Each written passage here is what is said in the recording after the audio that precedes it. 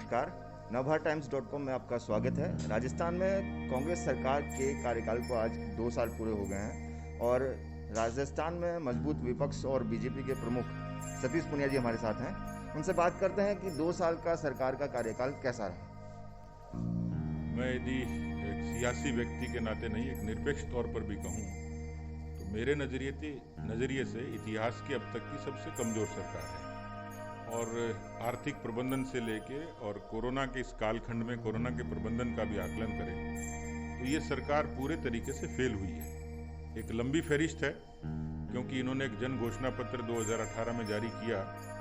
उस जन घोषणा पत्र को अपना रिपोर्ट कार्ड बताते हुए इन्होंने कहा कि हमने अधिकांश समस्याओं का निस्तारण किया है। लेकिन मैं जिक्र करूं पहले कि राहुल गांधी जी ने यहाँ की सभाओं में कहा कि हम संपूर्ण कर्जा माफ़ करेंगे। आज राजस्थान के 59 लाख किसान हैं, उस 1 लाख करोड़ के कर्जे की माफ़ी का आज भी इंतजार कर रहे हैं। जो कर्जा माफ़ी कहते हैं सहकारी बैंकों का, वो भारतीय जनता पार्टी के समय से शुरुआत से सुध चला आ रहा है। एक लंबी फौज है बेरोजगारों की, लगभग 20 लाख से ऊपर। वो बेरोजगार आज नौकरियों का इंतजार कर रहे हैं। उनको एक तरीके का वायदा किया, ऐसे भत्ते का वायदा किया। स्वास्थ्य, शिक्षा और सुरक्षा ये बड़े महत्वपूर्ण कारक होते हैं किसी प्रदेश के।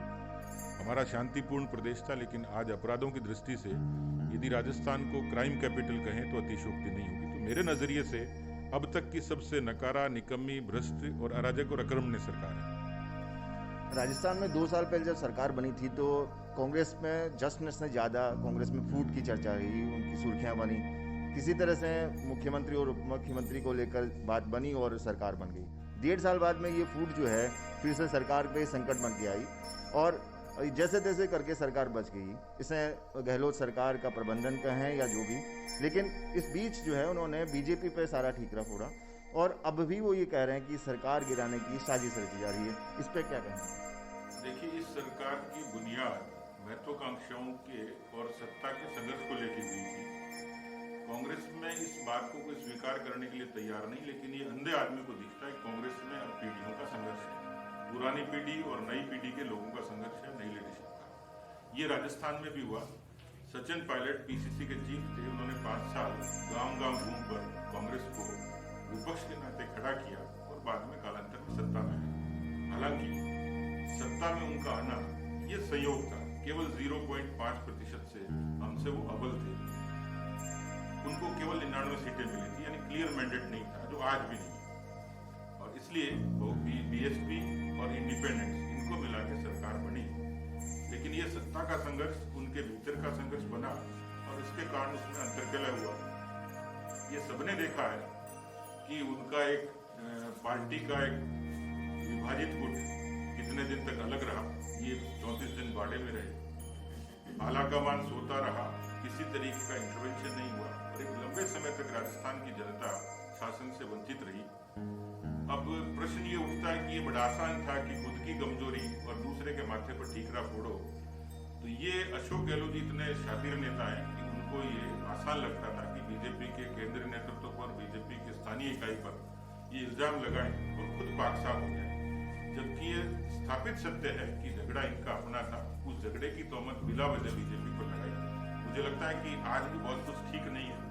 जैसे उनके सीनियर नेता भरत सिंह कुंदनपुर चिट्ठी लिखते हैं कि अपने मंत्रिमंडल से खरपतवार हटाएं। ये खरपतवार कौन सी है, मुख्यमंत्री बताएं।